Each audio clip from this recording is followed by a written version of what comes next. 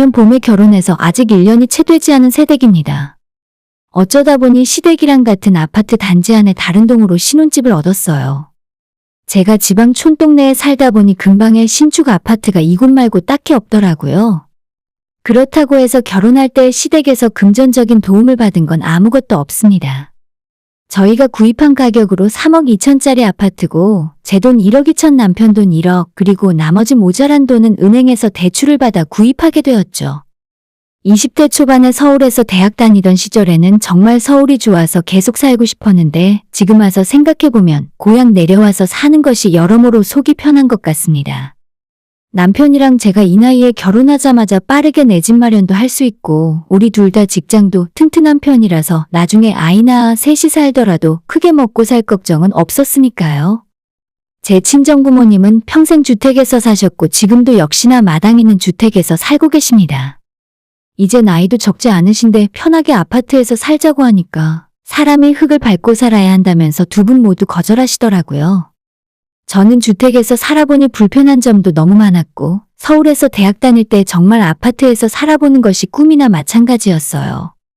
그래서 결혼할 때 무조건 아파트에서 살고 싶었고 우리 동네의 유일한 신축 아파트인 지금 이곳으로 신혼집을 정하게 되었습니다. 나머지는 전부 지은 지 최소 15년은 된 구축 아파트라서 시댁이 가깝다는 단점에도 불구하고 지금 이곳으로 하게 된 거죠. 같은 단지라곤 해도 끝동에서 끝동이고 애초에 시댁에서 돈 한 푼 받지 않았기 때문에 무슨 걱정이 있겠나 싶었어요. 아무리 시부모가 간섭을 하고 괴롭히려고 해도 내가 꿀릴 거 없고 당당하니까 아예 걱정을 하지도 않았죠. 남편도 자기가 중간에서 다 책임질 테니까 걱정 말라며 호언장담을 하길래 별일이야 있겠나 싶은 생각이었습니다. 어차피 계약기간 정해진 전세나 월세도 아니고 살다가 정시댁이 마음에 안 들면 언제라도 집을 팔고 이사를 가버리면 그만이었죠. 아무튼 그렇게 작년부터 결혼 생활이 시작됐고 처음 예상했던 것처럼 시댁 식구들 문제는 별로 없었습니다. 남편이 중간에서 이야기를 잘해서 그런 건지는 몰라도 사전에 미리 제 허락을 받지 않으면 시부모님이나 시동생까지 아무도 저희 집에 찾아오지 않았어요. 오히려 아버님, 어머님도 제 눈치를 보는 것처럼 더 조심하는 모습이었습니다. 이렇게 서로 거리를 두고 예의를 지키고 사니까 저도 오히려 시부모님을 신경 쓰고 더 잘 챙기게 되더라고요. 제가 제 입으로 좋은 며느리라고 하는 것도 좀 웃긴데 그래도 요즘 제 나이 또래 며느리 중에 저만큼 자주 시어머니한테 용돈 보내드리고 뭐 하나 사면 시댁 것도 같이 사서 나눠 갖는 사람도 드물 겁니다. 남편도 결혼하고 나서 제가 생각보다 시부모님한테 잘하는 것 같다며 칭찬을 하기도 했었어요. 어차피 이제 한 가족이 된 거나 마찬가지인데 괜히 서로 쓸데없는 기싸움으로 힘 빼는 것보다는 알아서 잘 챙겨주고 잘 지내는 것이 훨씬 낫지 않습니까? 그런데 작년 연말부터 한 가지 조금 신경 쓰이는 점이 있었는데 그건 바로 제 차 때문이었죠. 저는 결혼 전부터 출퇴근용으로 타고 다니는 차가 하나 있었습니다.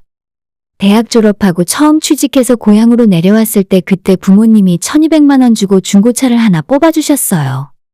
엄청 좋은 차도 아니고 국산 준중형인 아주 평범한 자동차였습니다. 우리 동네가 촌이라 당연히 지하철은 없고 버스도 노선이 그리 많지 않았거든요. 안 그래도 친정부모님 댁이 시내도 아니라 외딴 곳에 있는 단독주택이라서 제가 부모님 댁에 살았을 때 회사에 출근을 할라 치면 버스로는 도저히 답이 나오지 않았습니다. 부모님 댁에서 1시간에 한 대씩 다니는 버스를 타고 번화가 시내까지 나간 뒤에 거기에서 또다시 버스를 한번 갈아타고 회사까지 가야만 했습니다. 워낙 길도 험하고 퇴근길에는 동네에 가로등도 많이 없어서 버스 정류장에서 부모님 댁까지 완전 암흑천지 시골길을 걸어와야 했어요. 도저히 이대로는 출퇴근을 제대로 해보기도 전에 큰일 치르겠다 싶었던 친정부모님이 취직 결정되고 첫 출근하기 전까지 빨리 저한테 면허를 따게 시키셨습니다. 그리고 1,200만 원 현금으로 주고 중고차를 한 대 구입했고 친정아빠가 빠르게 도로 연수를 시켜주셔서 다행히 첫 출근부터 제 차를 몰고 다닐 수가 있었죠. 만약 서울이나 경기도였다면 불가능한 일이었겠지만 저희 동네는 길도 외길이나 다름없고 차도 그렇게 많지 않아서 제가 완전 초보 운전이었는데도 운전을 하고 다닐만 했어요. 사실 시골 사는 분들은 다들 공감하실 텐데 대중교통이 있더라도 이용하기가 많이 불편하고 마트를 가거나 외식을 가려고 해도 차가 없으면 굉장히 불편합니다. 만약 제가 고등학교 졸업했을 때 대학을 서울로 가지 않고 바로 이 동네에서 일자리를 구해서 살았다면 아마도 20살이 되자마자 면허를 따고 가장 먼저 차부터 구입을 했을 것 같아요. 서울은 1억이 넘는 비싼 외제차 같은 걸 타고 다니면서 본인들의 부를 과시하는 용도로 자동차를 사용하지만 시골에 살다 보면 차는 그저 최소한의 이동수단이자 생필품이나 마찬가지예요. 차가 없으면 아무것도 할 수가 없고 갑자기 가족 중 한 사람이 몸이 아프거나 급하게 어딜 가야 할 때도 큰 낭패를 보기 십상입니다. 그래서 예전에는 우리 동네에서 중학교 정도만 들어가더라도 동네 남자들은 전부 오토바이 정도는 타고 다닐 수가 있었어요. 물론 그게 옳다는 소리는 아니지만 워낙 시골이고 동네에서 농사 짓는 분들도 많다 보니 부모님 일손을 도우면서 자연스럽게 경운기 같은 농기계도 다룰 줄 알게 되고 부모님 심부름을 다니게 되면서 작은 오토바이 정도는 다들 타고 다니더라고요. 아무튼 그래서 저도 20대 중반부터 제 차가 있었고 살 때부터 몇 년 묵은 중고차였는데 지금은 거의 10년이 다 되어가고 키로수도 17만 정도를 탔습니다. 그동안 제게 발휘되어준 고마운 차라서 나름대로 관리도 열심히 해주고 있었고 아직도 크게 고장난 곳 하나 없이 쌩쌩하게 잘만 굴러다녀요. 하지만 남편과 결혼을 하고 난 뒤로 출퇴근할 때 남편 차를 같이 타고 다니다 보니 제 차는 거의 움직일 일이 없어졌습니다. 남편과 제가 같은 직장을 다니고 있기 때문에 굳이 아침 저녁으로 차를 2대씩 끌고 다닐 이유가 없게 된 거죠. 주말에 놀러 다녀도 보통 남편이랑 같이 놀고 마트에 장을 보러 갈 때도 남편과 함께 다니기 때문에 제가 운전을 하더라도 커다란 남편 차가 더 편했습니다.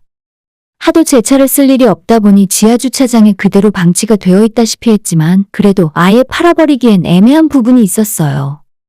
언제 제가 차를 쓸 일이 있을지 몰랐고 저 혼자 친정에 가거나 친구들과 만날 약속을 하는 날에는 남편 차가 아닌 제 차를 끌고 가야 했기 때문에 나름대로 필요하긴 했었습니다. 그런데 작년 여름 휴가가 끝나고 얼마 지나지 않았을 때 제가 거의 열흘 만에 운전할 일이 생겨서 주차장으로 내려갔더니 차의 배터리가 완전히 방전되어서 시동이 걸리지 않는 일이 있었어요. 남편 차에서 배터리를 점프시켜서 어떻게 시동을 걸고 문제를 해결하긴 했지만 이 정도로 차를 안 쓰다간 다 망가지겠다 싶었습니다. 저희 시댁에는 아직 장가 안 간 남편의 동생이 하나 있는데 두 사람 나이 차이가 6살이라서 저보다도 2살이 어린 시동생이었죠. 시동생은 고등학교를 졸업하고 이 지역에 있는 공장에서 일을 하고 있었는데 아직 자기 차가 없었습니다. 운이 좋게도 직장에서 시댁 아파트 바로 앞까지 회사 통근버스가 운행하기도 했고 가끔 차가 필요할 때는 시아버지 차를 끌고 다녔던 것 같아요. 제 차의 배터리가 방전됐을 때 이 정도까지 차를 안 쓰고 다닐 거라면 그냥 시동생한테 공짜로 타고 다니라고 넘겨줄까 하는 생각이 가장 먼저 들었습니다. 어차피 6년 전에 1200만 원에 샀던 차고 지금은 너무 오래 타고 다녀서 다시 팔려고 해도 시세가 거의 없는 지경이었거든요. 그래도 굳이 판다고 하면 몇백만 원 정도는 건질 수 있겠지만 시동생이 현재 차가 없으니 제 차를 넘겨주는 것도 나름 의미가 있는 일이겠구나 싶었어요. 남편이랑 상의 끝에 혹시라도 제가 급하게 운전해야 하는 일이 생길 수도 있으니 완전 소유권을 넘기는 건 좀 그렇고 어차피 자동차 키는 2개가 있으니까 그중 하나를 시동생에게 주기로 결정했습니다. 자동차 보험은 제 보험의 특약으로 시동생이 같이 탈 수 있게 바꿔두었고 몇 달만 이렇게 두고 보다가 명의랑 보험까지 다 이전을 해서 차를 넘길 생각이었죠. 저는 어차피 나중에 차가 다시 필요하면 친정엄마가 타던 차를 받아오면 그만이었거든요. 그렇게 차 한 대로 시동생과 제가 같이 키를 나눠 갖고 운용을 하게 되었고 저는 역시나 한 달에 한 번 탈까 말까 할 정도로 거의 쓸 일이 없었습니다. 시동생은 처음으로 본인이 맘대로 탈 수 있는 차가 생겨서 정말 기분이 좋았던 건지 매주마다 끌고 나가서 세차도 하고 차의 방향제도 사다 놓고 애지중지 아끼는 것 같았어요. 예전에도 시동생이 자기 차를 갖고 싶어 했었는데 모아놓은 돈도 별로 없었고 결혼할 돈을 모으기 위해 월급 대부분을 저축하다 보니 차를 사긴 힘들었던 것 같아요. 가끔 시아버지 차를 몰고 나가면 아버님도 불편해하시고 자주 타고 다니기엔 눈치가 보였을 테니 제 차가 아무리 낡은 똥차여도 자기 마음대로 끌고 다닐 수 있는 차가 생겨서 좋았었겠죠?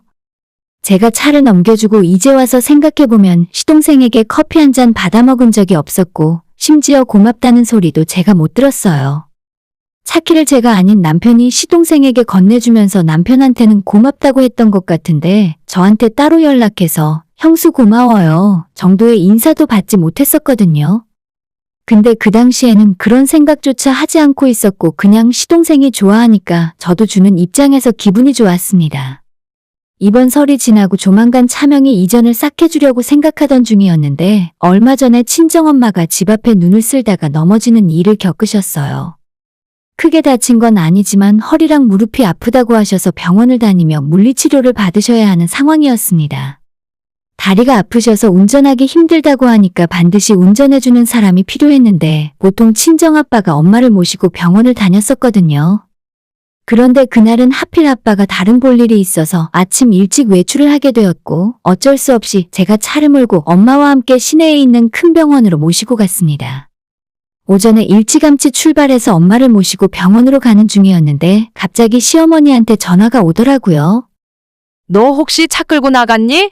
아니, 우리 형빈이가 지금 여자친구 만나러 간다고 나갔다가 주차장에 차가 없다고 다시 올라왔거든. 그날이 토요일이었는데 제가 차를 끌고 나오면서 시동생이 데이트 약속을 못 가고 있다 하더군요. 저는 상황을 설명했고 친정엄마 병원에서 치료받으시고 다시 집으로 모셔다 드린 후에 우리 집까지 가려면 점심때가 훌쩍 지나서야 도착할 것 같다고 말을 했습니다. 그 시간까지 기다릴 수 있으면 기다리고 바쁘면 그냥 택시 타고 나가는 게 좋겠다고 했죠. 그런데 그렇게 말을 했더니 전화기 너머로 시동생이 화를 내는 소리가 그대로 들려왔어요. 아, 진짜 말도 없이 차를 가져가면 어떡해? 나 오늘 여자친구랑 드라이브 가기로 했단 말이야. 대체 뭐 한다고 나한테 허락도 없이 차를 가져갔대? 언제 와? 2시, 그게 말이 된다고 생각해? 차마 저한테 직접 전화는 못하고 시어머니한테 대신 전화해달라고 시켰으면서 마치 본인 차를 제가 훔쳐간 사람 마냥 화를 버럭버럭 내고 있었습니다. 문제는 제가 운전 중이라 핸즈프리로 전화를 받고 있었는데 당연히 조수석에 타고 있던 친정엄마가 시동생이 화를 내고 소리 지르는 걸 전부 옆에서 같이 듣고 있었죠. 친정부모님은 제가 시집을 잘 가서 아무 갈등 없이 잘 사는 줄로 알고 계세요. 실제로 지금까지 큰 문제 없었고 제가 우리 부모님께 시부모들이 잘해준다고 말을 해왔기 때문에 아마도 크게 충격을 받으신 모습이었습니다. 저는 저대로 너무 부끄럽고 내가 내 차를 끌고 나왔는데 왜 이런 소리를 들어야 하는지 모르겠더라고요. 차를 쓰면 쓴다고 미리 말을 해야 할 거 아니야? 갑자기 이러는 게 무슨 경우야? 나는 오늘 어떡하라고? 그러는 본인은 언제 차 쓰겠다고 저한테 미리 허락을 구한 적이나 있었나요? 애초에 제가 차를 완전히 넘겨준 게 아니잖아요. 분명히 소유권은 저한테 있고 세금이나 보험도 제가 내고 있습니다. 시동생에게 편하게 쓰라고 스페어키를 넘겨주긴 했어도 엄연히 제 차예요. 물론 그날 제가 차를 쓰겠다고 시동생에게 미리 말을 했더라면 좋았겠지만 저는 당연히 제 차니까 그럴 생각조차 하지 않고 끌고 나오게 된 거죠. 그런데 마치 자기 차를 몰래 끌고 나간 것처럼 화를 내는 모습을 보며 저는 그동안 베푼 호의가 독이 되어 돌아오는 느낌을 받았습니다. 무엇보다 엄마가 저한테 너무 미안해하고 본인 때문에 혹시 제가 시댁 식구들과 사이가 멀어질까봐 계속 걱정을 하셨습니다. 너무 화가 났고 저와 우리 엄마의 하루를 망쳐버린 시동생한테 너무 큰 실망감과 배신감이 들었습니다. 애초에 저는 좋은 마음에서 호의를 베풀었던 거잖아요. 그런데 그게 이렇게 되니까 차를 주겠다는 마음 자체도 싹 다 사라져버렸습니다. 그날 오후에 집에 돌아와서 남편에게 말했어요. 나 그냥 차 팔아버릴래. 다음 주에 바로 중고차 단지에 넘길 생각이니까 당신 동생한테 차 키 받아와. 영문을 모르는 남편은 갑자기 차를 왜 파냐고 그냥 자기 동생한테 주기로 한 거 아니었냐 물었고 저는 그날 있었던 일을 그대로 이야기해 주었어요. 남편은 제가 하는 말을 다 듣더니 얼굴부터 귀까지 새빨갛게 달아올랐습니다. 너무 미안하고 너무 창피하다며 바로 시동생한테 전화 걸어서 당장 차키 내놓으라 말하더군요. 그렇게 그날 제 차키를 돌려받았고 바로 다음 주에 450만 원 받고 차를 중고차 단지에 팔아버렸습니다. 조금 시간을 두고 천천히 팔면 더 받을 수도 있었을 텐데 그냥 이 차가 꼴도 보기 싫어져서 바로 팔아버렸어요. 제가 차를 팔았다는 소리를 전해 들은 시어머니와 시동생은 정작 제 앞에서는 한마디도 못하면서 괜히 남편을 붙들고 그 차 동생한테 주기로 한 거 아니었냐며 왜 팔았냐고 징징거리더군요. 얼마 전까지는 시동생한테 차를 공짜로 넘기더라도 전혀 아깝지 않았는데 이제는 콩 한 쪽도 나눠주고 싶은 마음이 없어졌습니다. 엄마는 괜히 본인 때문에 시동생이랑 싸운 거 아니냐고 걱정하시면서 차 필요하면 엄마 차 가져다가 쓰라고 하시는데 당분간 끌고 올 생각 없어요. 어차피 원래 운전을 자주 하지도 않았고 이젠 하도 안 하다 보니 남편 차 타거나 택시 타는 게 편하더라고요. 다시는 시댁에 작은 것 뭐 하나라도 줄 생각은 하지 않을 겁니다. 사람의 하나를 보면 열을 안다고 고마운 줄 모르고 적반하장으로 나오는 사람한테는 냉수 한 잔 대접할 마음이 들지 않거든요. 오늘의 사연은 여기까지입니다. 구독과 좋아요, 알람 설정 부탁드려요. 다들 행복하시고 좋은 하루 되세요.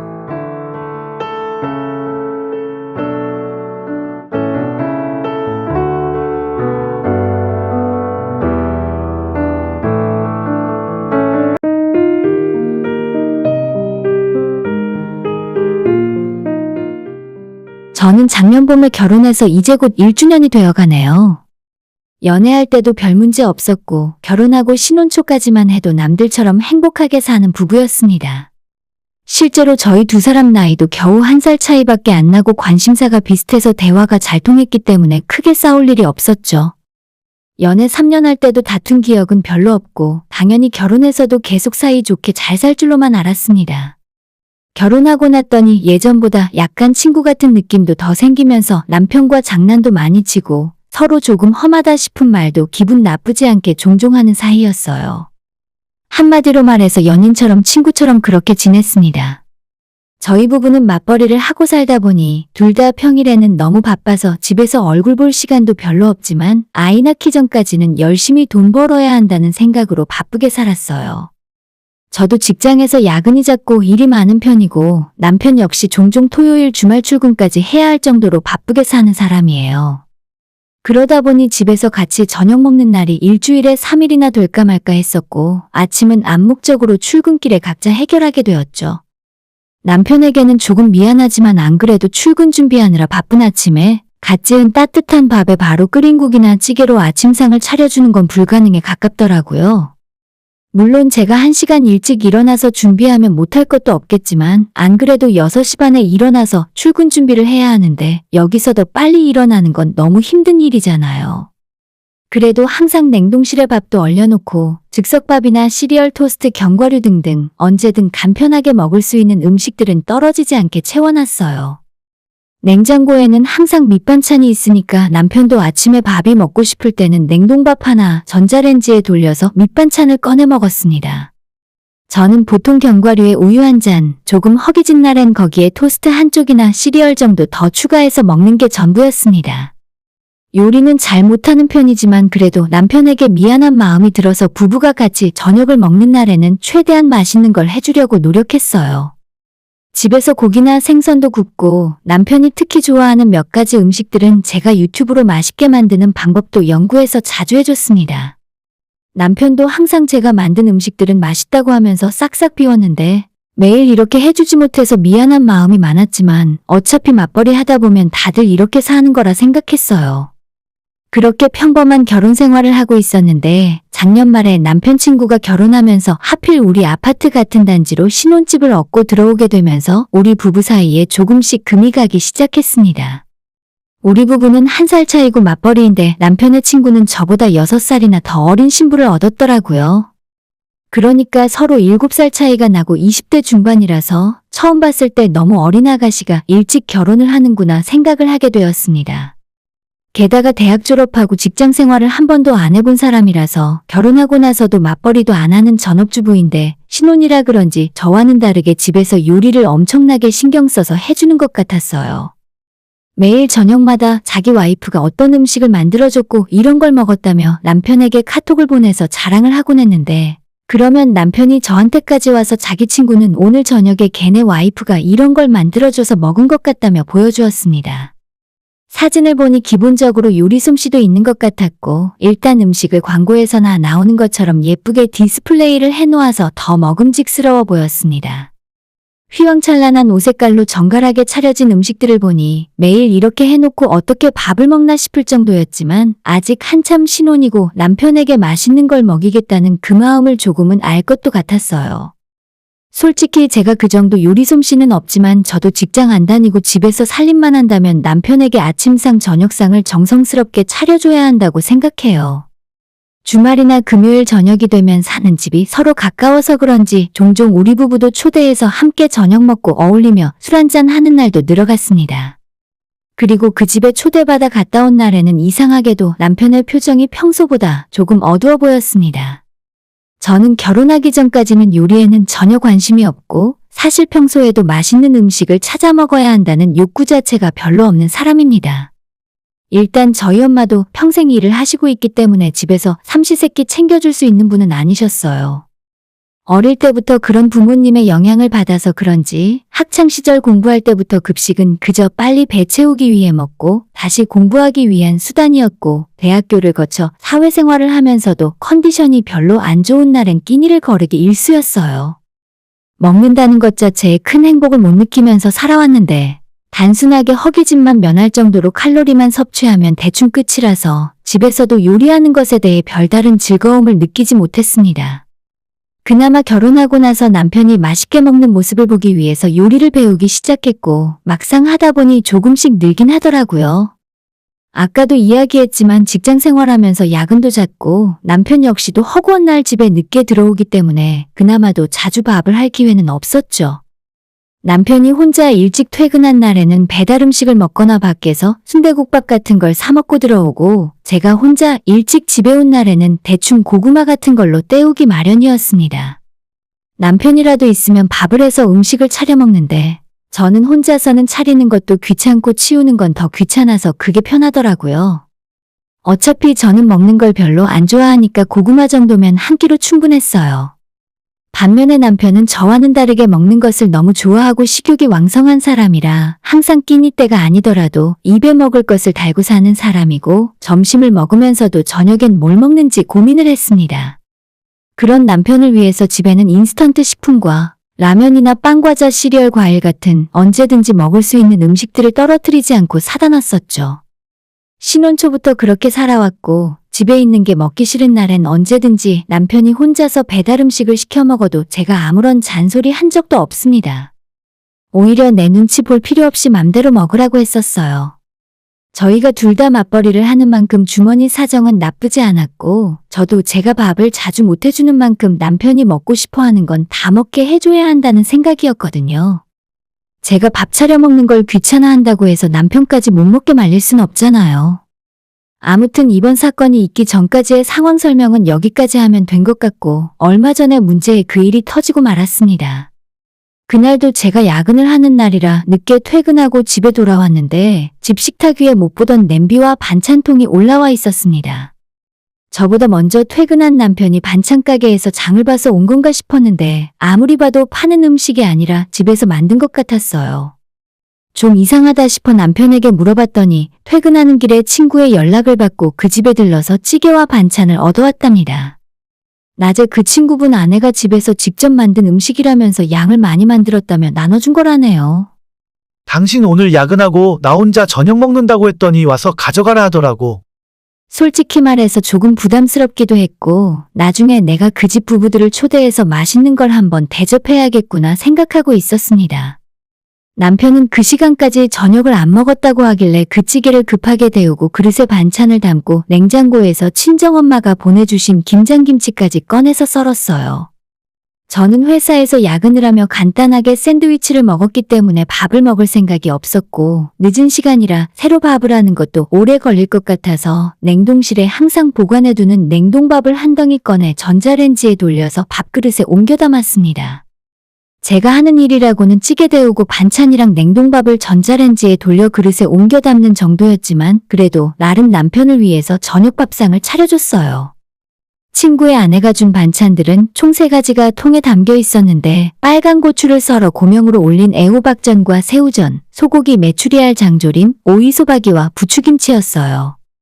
제가 먹어보진 않았기 때문에 맛은 모르지만 보기에는 굉장히 깔끔하고 예쁘게 담겨 있었고 종종 그 집에 초대되어 저녁을 같이 먹어봤을 때는 음식 솜씨가 나무랄 곳 없을 정도로 원래 맛있게 잘 만들더군요. 아무튼 저는 식탁을 차려놓고 씻고 나온 남편에게 저녁 먹으라 한 다음에 저는 밥을 안 먹을 생각이지만 남편이 식사를 끝낼 때까지 같이 있어주려고 앞에 앉았죠. 남편이 차려진 밥상을 보더니 하는 말이 아, 내 친구는 진짜 좋겠다. 이렇게 차려진 밥상 매일 아침 저녁으로 받아보겠지. 밥도 맨날 전자레인지에 돌린 밥이 아니라 압력솥으로 방금 한 따뜻한 밥을 먹을 텐데. 그 이야기 듣고 있는데 솔직히 기분이 좋진 않았어요. 저는 그날 남편보다 더 늦게 퇴근해서 옷도 못 갈아입은 상태로 찌개를 데우고 반찬을 그대로 반찬 통째로 내놓는 것이 정성이 아닌 것 같아서 전부 예쁜 그릇에 옮겨 담아서 차려줬는데 그걸 보고도 이런 소리를 하는 남편이 어이가 없었습니다. 원래대로라면 저도 그냥 대충 먹으라고 받아치던지 날카롭게 대답은 안 했을 텐데 그날따라 남편 하는 말이 너무나도 거슬렸습니다. 남편이 먼저 늦게까지 일하고 온 아내를 친구의 전업주부 와이프와 비교를 하니까 제 입에서 좋은 소리가 나올 리가 없었습니다. 당신이 돈 많이 벌어오면 나도 집에서 전업하면서 따뜻한 밥 해줄게. 우리 두 사람 버는 만큼 당신 혼자 나가서 벌어. 나도 집에서 밥하고 청소 빨래만 하면 이 정도 못할까? 남편은 제가 하는 말을 듣고 코웃음을 치면서 너는 아무리 봐도 요리에 대한 기본이 안 되었다고 아무리 회사 때려치우고 전업을 해봤자 친구 아내처럼 이렇겐 절대 못한다고 하는 겁니다. 이래서 다들 한 살이라도 나이 어린 여자랑 결혼을 하는 건가 봐. 돈 많이 벌어오는 아내보다 집에서 밥 해주는 아내가 부러워 보이네. 진짜 그 이야기 듣자마자 너무 어처구니 없어서 남편이 밥을 처먹던 말던 자리에서 일어나 거실 소파에 앉아서 혼자 TV 보고 있었어요. 눈치가 있는 건지 없는 건지 남편은 자기 혼자 밥 먹으면서 찌개가 너무 맛있다느니 이런 반찬은 처음 먹어보는 건데 입에 쫙쫙 붙는다며 친구 마누라가 해준 음식 칭찬을 저 들으라는 식으로 하고 있더라고요. 눈은 TV를 보고 있었는데 속은 부글부글 끓고 있었고 살림하는 것이 얼마나 힘든 일인지 잘 알지만 저도 회사에서 9시간 이상 매일 붙들려서 일을 하고 있는데 그거 안 하고 집에서 밥이나 하라고 하면 매일 아침 저녁에 갓 지은 밥으로 상 차려줄 수도 있겠죠. 사실 지금도 제가 남편보다 회사 다닌 연차가 더 높고 연봉도 제가 조금 더 높아요. 제가 해주는 따뜻한 밥이 매일 먹고 싶으면 지금 당장이라도 돈 더 벌어오면서 저를 일하러 나가지 않고 집에 들어 앉혀놓으면 되는 문제 아니겠어요? 연신 친구 아내가 해준 반찬이 너무 맛있다며 혼자 밥을 다 먹은 남편이 식탁에 빈 그릇을 정리할 생각도 하지 않은 채 거실로 나와서 제게 한다는 말이. 그래도 당신은 돈은 잘 버니까 괜찮아. 사람이 잘하는 분야가 다 다른 거니까. 대신에 당신은 가정을 소홀히 하고 회사에서는 인정받고 있잖아. 근데 남편한테 밥도 제대로 안 해주는 사람은 여자로서 자격이 없는 거 아닌가? 라고 말하는데 솔직히 그 말이 더 기분 나쁘고 저를 더 비참하게 만들었어요. 남편한테 괜히 개소리하면서 시비 걸지 말고 너가 먹은 그릇들 설거지나 해놓으라고 했더니 남편은 제 입에서 험한 말이 나오자 그제서야 뒤늦게 상황의 심각성을 알았는지 그런 의도로 한 이야기가 아니었다면서 그저 농담이었다고 하길래 저는 대꾸도 안 하고 방으로 들어가 버렸습니다. 누워서 가만히 생각해봤는데 생각할수록 점점 더 열이 받더라고요. 내가 뭐가 아쉬워서 결혼하고 이러고 사는가 싶고 돈도 내가 더 많이 벌고 결혼할 때도 남편이 집해올 형편이 안 되는 상황이라 제 돈으로 전세 집었고 남편 돈으로 혼수 맞췄거든요. 다음날 아침에 일어났을 때는 더 이상 화가 나진 않았지만 남편이 평소에 이런 생각을 갖고 사는 것 같은데 더 이상 저도 아내로서 잘해주고 싶은 마음이 전혀 들지 않았습니다. 각자 아무 말 없이 알아서 출근 준비하다가 저보다 먼저 집을 나서려는 남편을 붙들고 지금이라도 늦지 않았으니까 매일 따뜻한 밥 차려주는 기본이 되어 있는 어리고 착한 여자 찾아. 나 지금 농담하는 거 아니니까 괜히 질질 끌면서 시간 낭비할 필요 없이 빨리 정리하자. 라고 남편에게 이야기했더니 출근을 하려다 말고 제게 잘못했다고 그런 의미 아니었다며 현관에서 무릎 꿇고 싹싹 빌더군요. 사실 남편 친구네 부부가 이사 온 뒤로 이런 적이 한두 번이 아니었어요. 이번이 처음 하는 말실수였다면 제가 이 정도로 심각하게 반응하지도 않았겠죠. 항상 그 집에 가서 밥을 얻어먹고 온 날에는 오늘 음식 중에 뭐가 진짜 맛있었다면서 자기 친구 놈은 어리고 순진한 여자 만나서 매일 이런 대접 받고 산다며 대놓고 부러워했습니다. 저보고 뭘 해달라 무슨 반찬을 해달라고 직접적으로 이야기하진 않았지만 남편의 본심은 저보다 나이가 어리고 집에서 살림하면서 요리를 잘해주는 여자를 원하고 있었겠죠. 남편이 보기에 저는 그저 돈 잘 벌어다 주고 잔소리 안 하는 편한 여자 정도로만 생각했던 것 같아서 그냥 이혼하고 각자 원하는 이성을 찾아가는 것이 맞는 것 같아요. 아직 우리 둘 사이에 아이도 없고 결혼이라고 해봤자 이제 겨우 1년도 안 됐는데 평생 같이 살 인연이 아니라면 빠르게 미련 없이 정리하는 것이 맞는 것 같습니다. 사실 저는 이미 남편에게 아무런 미련도 없고 정이 다 떨어져서 당장 이혼한다고 해도 아쉬운 생각도 하나 들지 않아요. 없는 시간 쪽에서 남편한테 저녁도 차려주고 주말에는 장바다가 평소에 남편이 먹고 싶다는 것도 유튜브에 레시피 찾아가며 만들어주곤 했었는데 그런 나름대로의 제 노력을 완전 무시하는 것 같아서 이런 사람이랑 계속 살아봐야 별 볼 일 없겠다 싶어요. 돈을 벌어다 주면 밥 안 해준다 징징댈 것 같고 집에서 밥 해주고 살림해주고 있으면 나가서 돈 안 벌어온다며 무능력하다고 투덜거릴 사람이네요. 그래서 지금은 남편과 별거 중이에요. 이 집은 결혼할 당시에 제 돈으로 얻은 제 명의의 집이라 남편 보고 나가라 내쫓았습니다. 내가 자유를 줄 테니까 나가서 당신한테 어울리는 여자 찾아서 새 살림 차리라고요. 남편은 아직 포기를 못했는지 매일 저한테 전화하고 집 앞으로 찾아와서 미안하다 잘못했다 사과하는데 빨리 다 끝내고 각자 살 길 찾아갔으면 좋겠습니다. 요즘 세상에 안 맞는 사람끼리 억지로 맞추면서 살아갈 이유가 어디 있어요? 아이 없을 때 빠르게 새 출발하는 것이 여러모로 이득이죠. 진짜 잘해줘도 고마운 줄 모르고 남이 가진 걸 부러워하는 인간은 질색입니다. 오늘의 사연은 여기까지입니다. 구독과 좋아요, 알람 설정 부탁드려요. 다들 행복하시고 좋은 하루 되세요.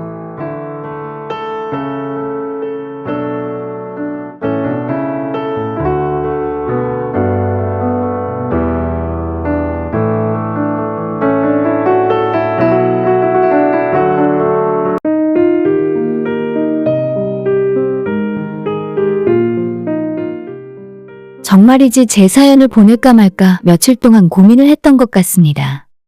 혹시라도 주변에서 이야기를 듣고 저를 알아보는 분이 있을 것 같아서 걱정했지만 이렇게라도 말을 못하면 제 속이 답답해 터질 것 같더라고요.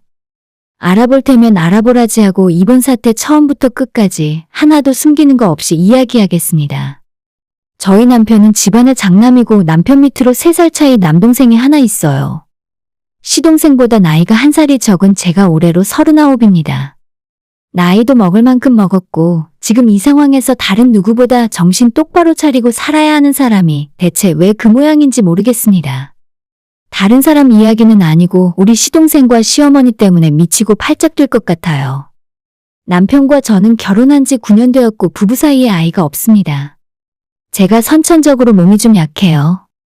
학교 다닐 때부터 반에서 제일 몸이 약했고 체육 시간에는 항상 혼자서 앉아 있었던 기억밖에 없네요. 2차 성징도 남들보다 조금 늦게 시작한 것 같은데 성인이 되고 나서도 한 달에 한 번 있는 생리가 시작이 되면 온몸이 뜯겨져 나가는 것처럼 너무 아프고 힘이 듭니다. 초반 이틀은 아무것도 못하고 약을 챙겨 먹는데도 불구하고 마네킹처럼 누워만 있어요. 조금 바쁘고 컨디션이 안 좋을 때는 2달, 3달씩 건너뛸 때도 있어서 내가 몸이 정말 정상은 아니구나 싶었죠. 남편은 이런 제 몸 상태를 다 알면서 결혼했고 아무래도 제가 나이를 많이 먹으면 아이 낳기 힘들 것 같아서 결혼과 동시에 아이를 갖기로 계획했습니다. 하지만 아무리 노력해도 생기지 않아서 결국 병원까지 찾아가서 정밀검진을 받았는데 저는 이번 생에는 아이 갖길 포기하라는 소리를 듣고 돌아왔네요. 그때 정말 남편에게 미안했고 당신이 장남인데 어떻게 아이 없이 살 수 있겠냐고 그냥 차라리 나랑 이혼하고 다른 여자 만나라고 했었습니다. 하지만 남편은 다 괜찮다면서 그까짓 아이 없어도 그만이고 우리 두 사람이 행복하게 살면 그만이니까 그런 소리 하지 말라더군요. 그렇게 남편과 9년째 결혼 생활을 하는 중이고 다행히 그 이후로도 부부 사이에는 별 문제가 없었어요. 그런데 시동생이 작년에 이혼을 하게 되면서 모든 것이 꼬이고 말았습니다. 시동생은 6년 전에 속도 위반으로 결혼했고 결혼식 올린 지 3달 만에 아이를 낳았습니다.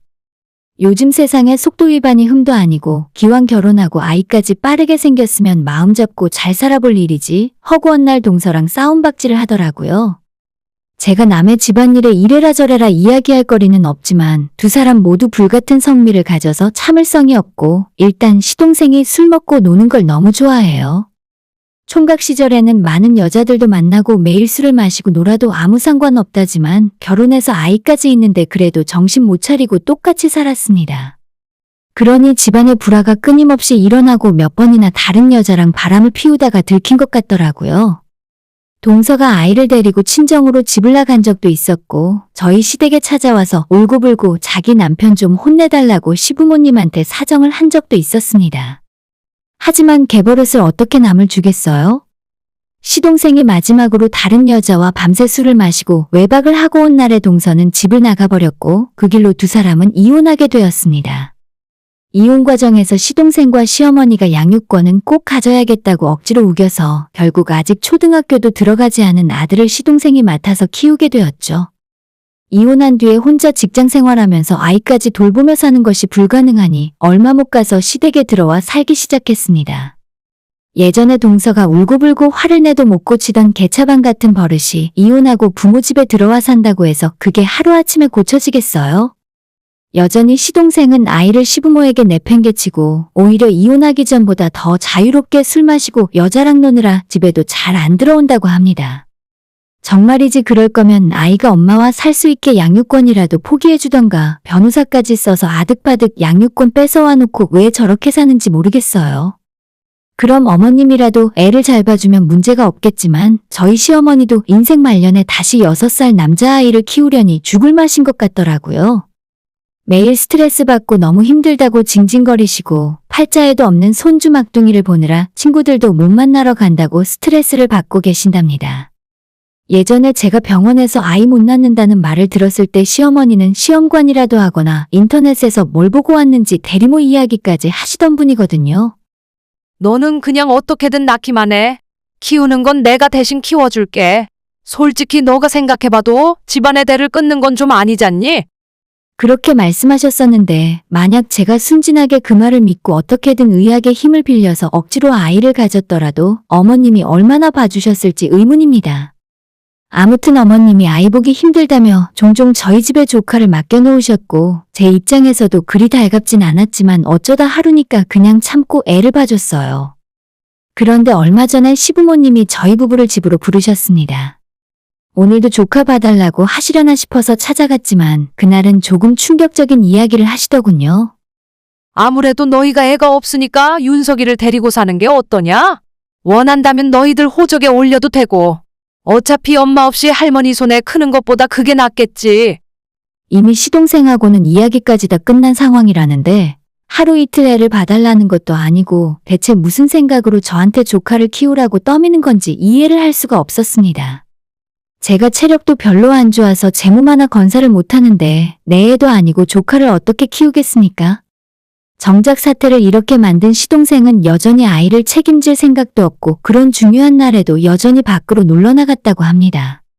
아무튼 저는 절대 못한다고 안 한다고 펄쩍 뛰었는데 아버님은 아무 말씀 없이 헛기침만 하시고 시어머니는 가족이 되어서 서로 힘들 때 돕지 않으면 나중에 너희가 힘들 때 누가 너네를 도와주겠냐 하시더라고요.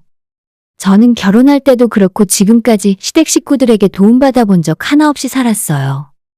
신혼집 얻을 때도 시댁에는 돈이 없다면서 저보고 친정에 부탁을 해보라고 하시던 것이 바로 저희 시어머니입니다.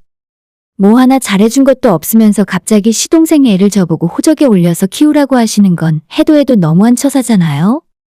아직 어린 아이한테 이런 말을 하기는 좀 그렇지만 조카가 아직 자아가 형성되기 전인 어릴 때부터 자기 엄마 아빠가 애 앞에서 서로 싸우고 욕하는 모습을 많이 보고 자라서 그런지 아이치고는 좀 거칠어요.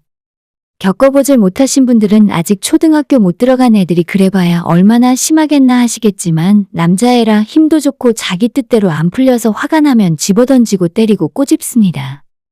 하도 성질을 부리길래 저희 남편이 예전에 조카한테 우리 집에서는 그러지 말라고 혼낸 적이 있는데 그때도 울고불고 들고 있던 장난감을 집어던지고 그래도 분이 안 풀리는지 저희 남편 뺨을 때리고 가더라고요. 남편도 그때 충격받고 화가 머리끝까지 났었는데 다행히 잘 참았습니다. 조카 두 손을 꼭 붙들고 절대로 어른들이나 친구들한테 이러면 안 되는 거니까 빨리 잘못했다고 사과하라 했는데 끝까지 울고 소리를 빽빽 지르면서 죽어도 잘못했다는 소리를 안 하다가 나중엔 눈이 뒤집히면서 뒤로 넘어가고 실신까지 했어요. 그 모습 옆에서 보면서 나는 정말이지 아이 키우는 건 못할 것 같다고 생각했습니다.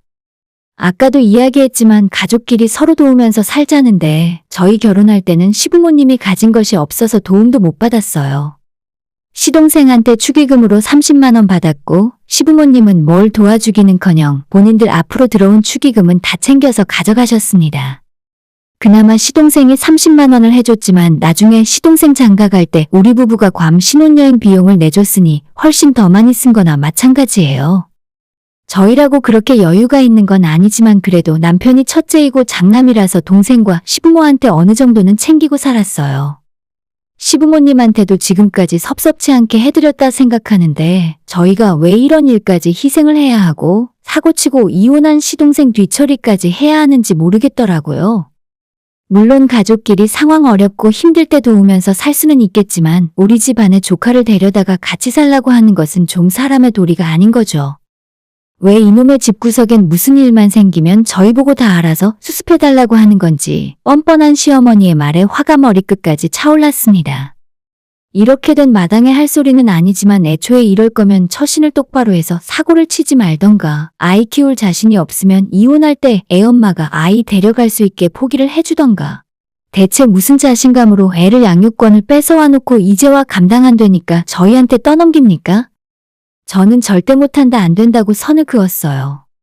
남편은 선천적으로 싫은 소리를 잘 못하는 성격인데다 어쨌든 자기 동생 일이고 조카가 걱정되는 마음이 앞서는지 아무런 말도 못하고 가만히 있길래 만약 조카를 데려다가 키울 생각이면 내가 집에서 나가던지 할 테니 조카 데려다가 혼자 키우면서 살던 아니면 아예 남편 보고 당신도 어머님 댁에서 살라고 말했습니다. 본인 동생 일이고 그렇게 마음 쓰이면 나한테 고생시킬 생각하지 말고 직접 하라고요. 제가 그렇게 말을 하니까 당연히 남편도 조카 데려가는 건 못한다고 말을 했죠. 끝까지 저희 부부가 거절을 하니까 시모는 어떻게 가족끼리 나몰라라 할 수 있냐고 일단 시험 삼아 1년만 데리고 가서 같이 살다 보면 정도 붙이고 나중엔 너희가 먼저 아이를 호적에 올리고 싶다 할 거라 하시네요. 당연히 제가 봤을 때는 전혀 어림도 없는 소리입니다. 저한테 이래라 저래라 하시는 것보다 망나니 같은 본인 둘째 아들을 정신 차리게 하는 것이 더 빠른 길 아닐까요? 이도 저도 아니라면 지금이라도 아이가 상처받기 전에 애엄마한테 보내고 양육비를 보내주는 것이 훨씬 나은 방법이라고 생각됩니다. 저는 제 생각을 그대로 어머님한테 말씀을 드렸더니 이 모든 사태가 전부 제가 이 집의 며느리로 들어왔기 때문이라 하시더라고요. 너가 집안의 장손을 낳았어 봐라. 그랬으면 애초에 양육권을 뺏지도 않았어. 너 하나 때문에 일이 이렇게 된 건데 어쩜 그리 나몰라라 할 수가 있니? 그러면서 애가 무슨 죄가 있냐고 조카의 미래가 걱정되지도 않냐고 하시는데 그걸 가장 많이 걱정해야 하는 사람은 제가 아니라 시동생이죠. 길고양이도 아니고 불쌍하다는 이유로 전부 집에 데려다가 키우는 게 맞는 건가요? 당장 초등학교도 못 들어간 아이가 집에 있으면 제가 회사 생활하는데도 지장이 많을 겁니다. 왜 생각 없이 자기 마음대로 사는 시동생 하나 때문에 지금까지 이악 물고 열심히 살던 저희가 피해를 봐야 하는지 진짜 이번 일에서만큼은 손해보고 싶은 생각 하나도 없었어요. 제가 마지막으로 해드릴 수 있는 건 조카 간식비에 보태시라고 시부모님 용돈 드리던 것에서 10만 원 올려서 더 드리는 것밖에 없다고 말씀드렸죠. 제 말에 어머님은 울기 시작하셨고 아버님은 답답하신지 자리에서 일어나셨어요. 더는 이야기해봐야 의미가 없는 것 같아서 남편이랑 집으로 돌아오는데 솔직히 저도 기분이 너무 찝찝하고 괜히 죄책감도 들면서 무엇보다 아이한테 미안했습니다.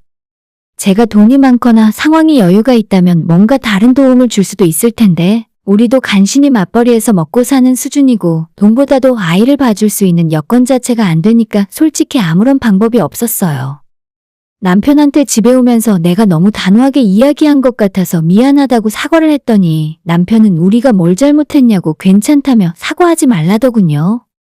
그날 저녁에 시동생이 술에 취한 채로 제게 전화를 걸더니 저보고 너무 이기적이랍니다. 형수, 진짜 사람이 그러는 거 아니죠? 내가 평소에 형수한테 얼마나 잘했어요. 근데 한 번 생각하지도 않고 바로 거절하는 게 맞는 일이에요. 저도 그 말엔 더 이상 참지 못하고 시동생한테 한마디 할 수밖에 없었습니다.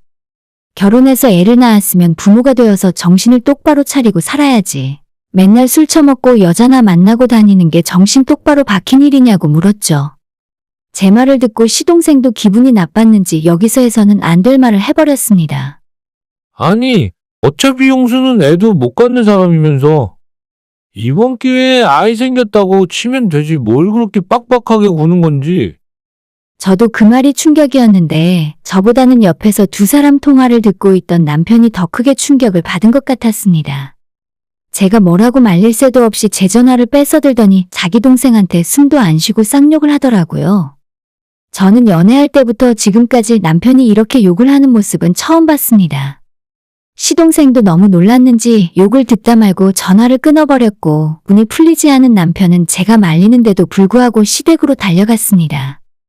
혹시라도 무슨 일이 날까봐 발을 동동 구르며 기다리고 있었는데 한참 뒤에 돌아온 남편은 아무 말도 없이 그대로 씻고 자버렸어요. 다음날 시어머니가 저한테 전화를 해서 어제 시댁에 무슨 일이 있었는지 아냐며 남편이 시동생을 엄청나게 때려서 오늘 출근도 못했다 하는 겁니다. 남편이 사실 키가 185가 넘는데 덩치도 시동생보다 훨씬 크고 애초에 둘이 싸우면 상대가 안 될 것 같긴 했어요.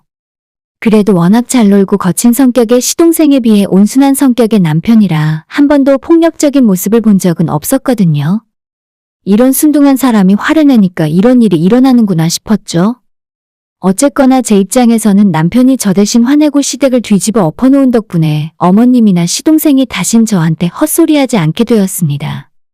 전화위복이라고 해야 할지 이번에 시댁 식구들은 자기들이 아이 하나조차 감당하지 못한다는 걸 깨달았고 다시 아이 엄마한테 연락해서 양육비를 매달 보내줄 테니 아이를 애엄마가 키워달라고 말을 했나 봐요.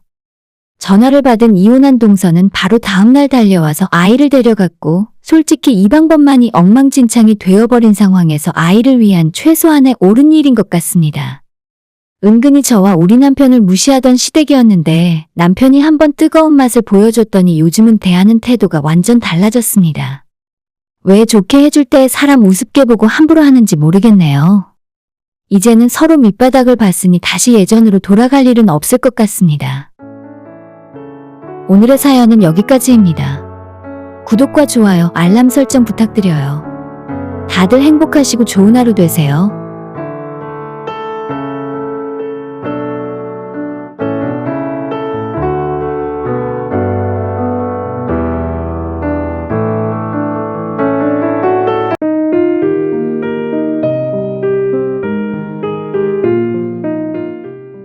저는 고향에서 혼자 서울로 올라와 직장 생활을 하고 있는 34살의 여자입니다.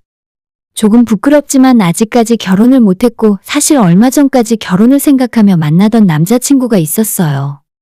올가을쯤 결혼을 하면 되겠다 싶어서 남자친구의 부모님까지 만나 인사를 드렸었는데 지금은 완전히 헤어지고 남남이 되었습니다.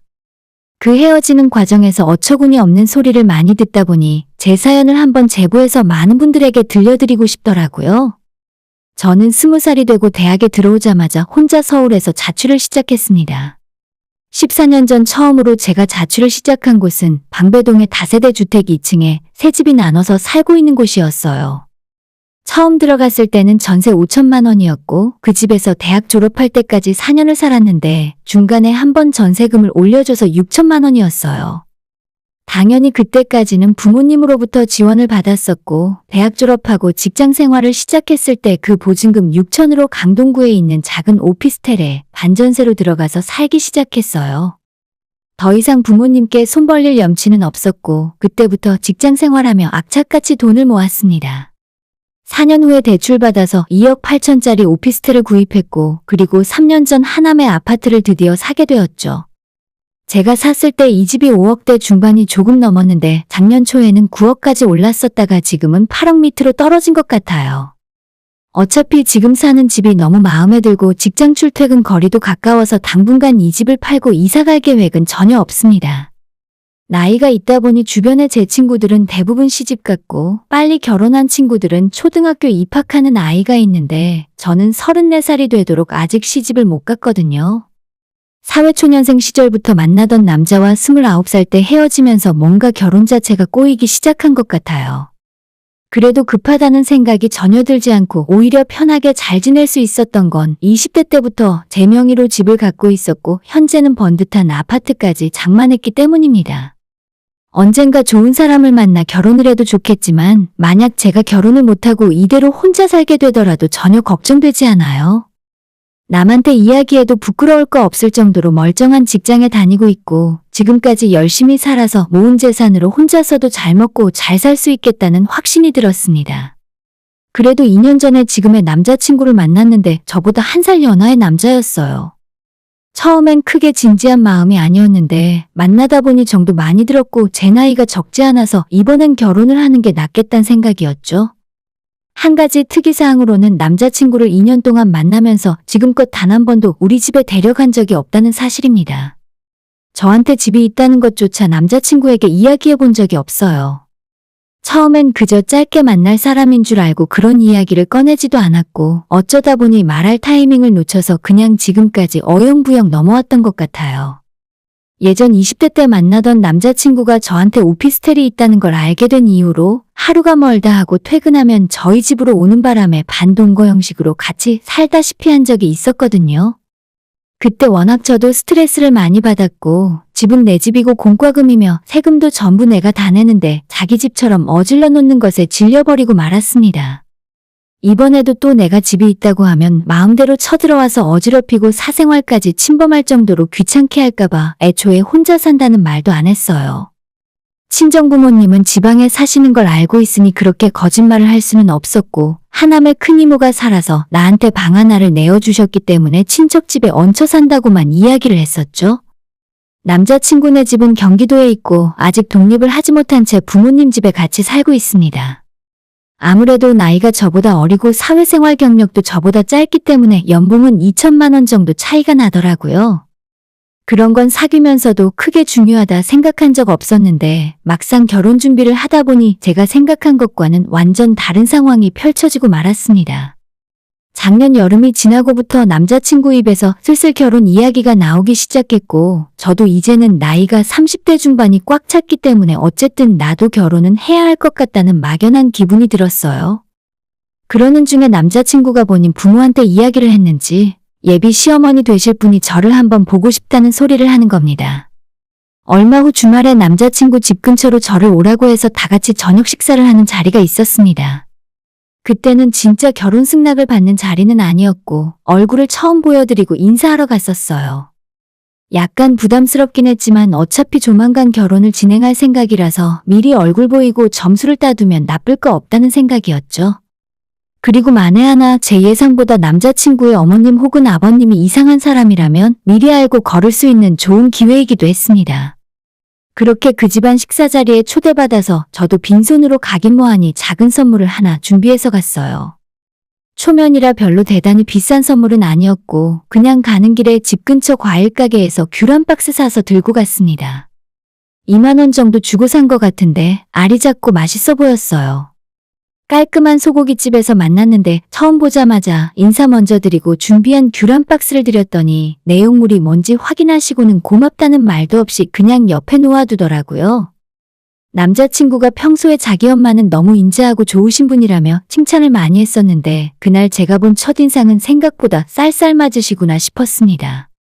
식사가 시작이 되고 남자친구의 어머님이 이것저것 제게 궁금했던 것들을 본격적으로 물어보기 시작했어요.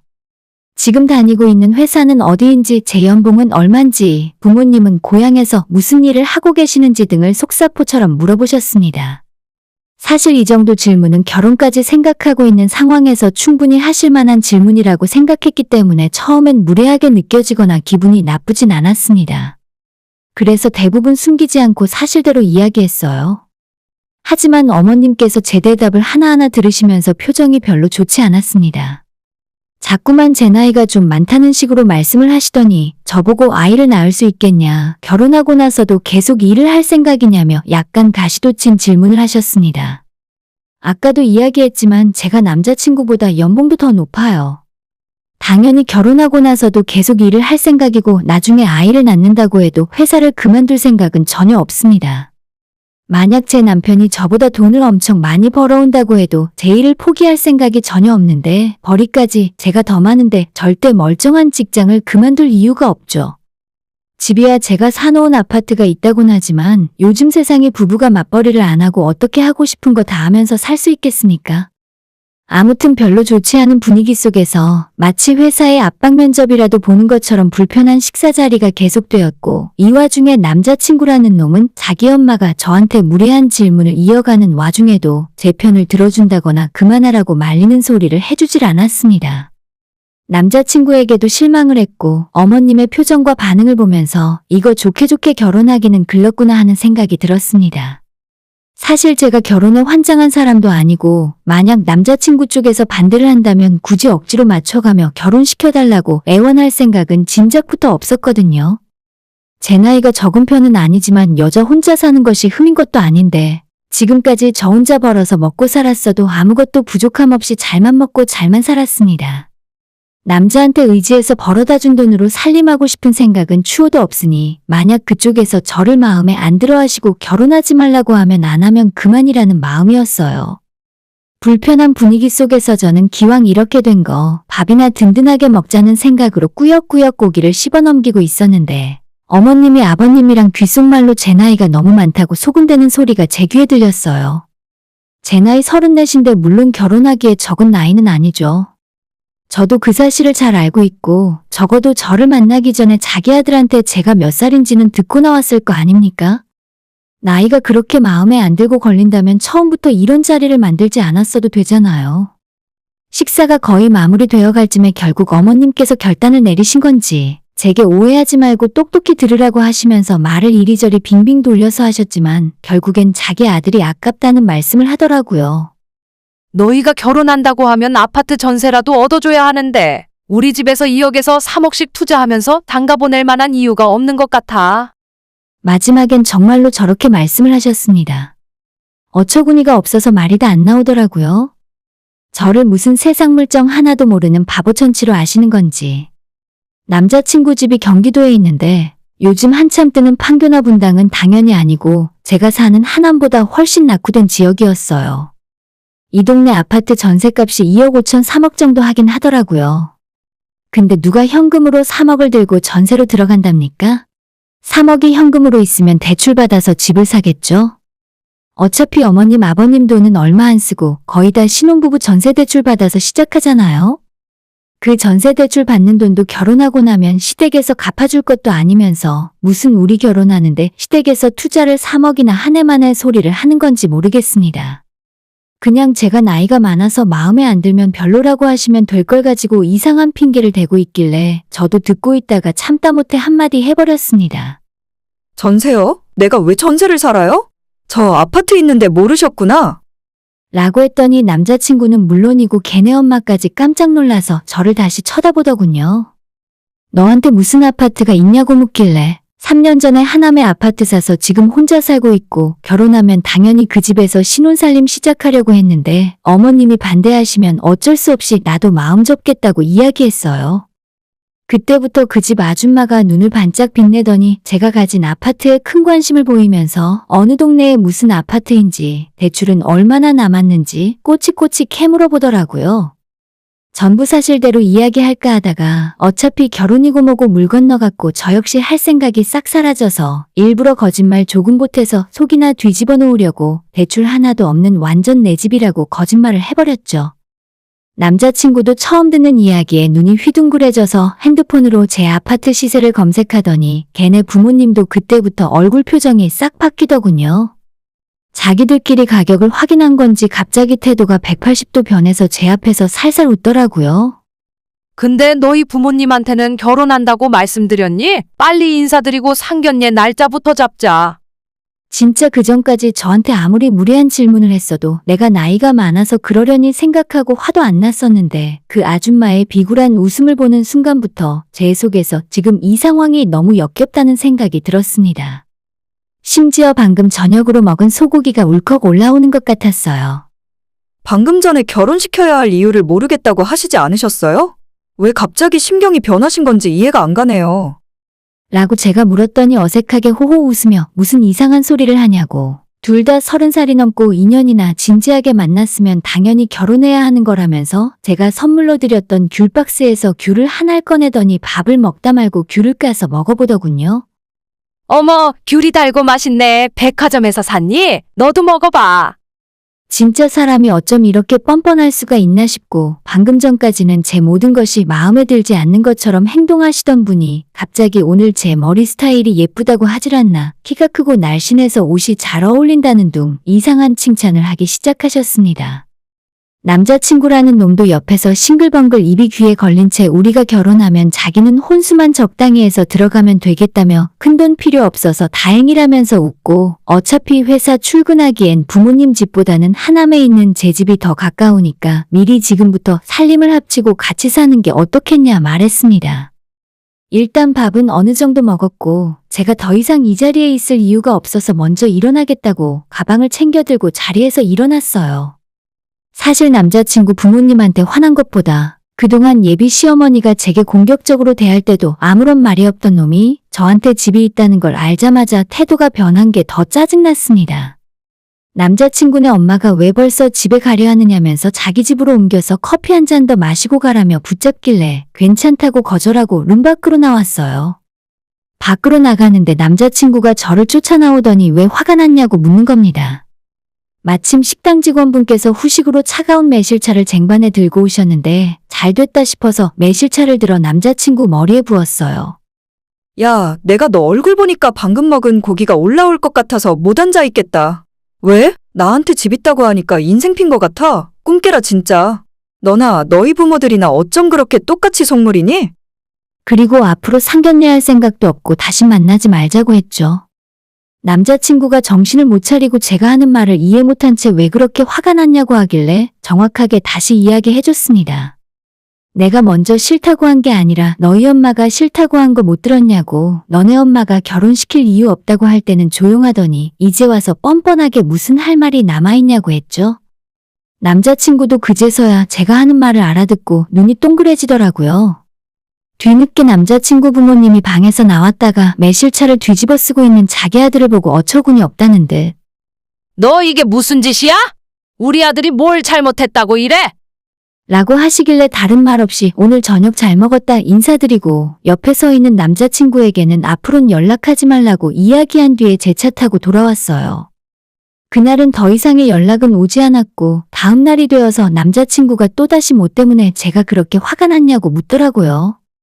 서로 오해한 것이 있으면 이야기하고 풀자는데 그 자리에서 처음부터 제게 무례하게 굴고 마음에 들지 않는다고 티를 내던 걔네 부모님의 표정을 보면 절대 오해한 것은 아무것도 없다고 생각합니다.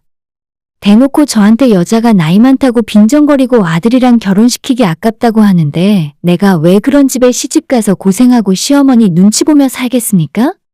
너네 엄마는 너가 너무 아까워서 결혼시키기 싫은 것 같더라. 그냥 앞으로도 엄마 모시고 살아. 그리고 너가 왜 내 집에 들어와서 같이 살겠다는 건데? 집 살 때 돈이라도 한 푼 보탠 적 있니? 이렇게 이야기했더니 제가 무슨 말을 하는지 그제서야 알아들은 것 같았습니다. 전날 걔네 엄마와의 식사 자리에서 시종일관 눈치 없이 행동하고 엄마가 저한테 무례한 말을 계속하는데도 전혀 그걸 막아준다거나 제 편을 들어준 적이 없었어요. 아마 이 자식이랑 결혼한다면 그 이후에도 시어머니 잔소리를 하나도 못 막아주고 오히려 중간에서 속 터지는 소리만 할 것 같았습니다. 개념 없고 못된 시어머니는 그냥저냥 참고 살 수 있을 것 같은데 눈치 없고 제 편 안 들어주는 남편은 정말 답도 없을 것 같아요. 이런 놈이랑 결혼할 바에는 그냥 끝까지 혼자 살고 말겠다는 생각입니다. 아마 제가 집을 갖고 있지 않았다면 어차피 그 식사 자리 끝나자마자 저랑 헤어지라고 하셨을 거예요. 남자친구는 끝까지 다시 생각하라며 저를 붙잡았는데 이미 걔네 부모 앞에서 험한 꼴 다 보여서 엎질러진 물이고 저는 이미 마음 정리까지 다 끝나버려서 서로 시간 낭비하지 말고 여기서 정리하자고 했습니다. 이 자식을 사귀는 동안에 저한테 아파트 있다는 소리를 안 하길 정말 잘했다 싶어요. 그랬다면 남자친구건 걔네 엄마건 끝까지 본심을 숨기고 제 앞에서 가식적인 모습을 보였을 것 같거든요. 결혼하기 전에 미리 알아보고 걸을 수 있어서 너무나 다행이라 생각합니다. 제 나이 34살이고 결혼 시장에서 적지 않은 나이인 건 잘 알고 있어요. 하지만 급할수록 돌아가라는 말처럼 제대로 된 사람 만나기 전까진 차라리 혼자 살겠다는 심정으로 마음 편하게 먹을 겁니다. 혼자서도 아무 부족함 없이 행복하게 살고 있는데 괜한 모험할 이유는 없으니까요. 오늘의 사연은 여기까지입니다. 구독과 좋아요, 알람 설정 부탁드려요. 다들 행복하시고 좋은 하루 되세요.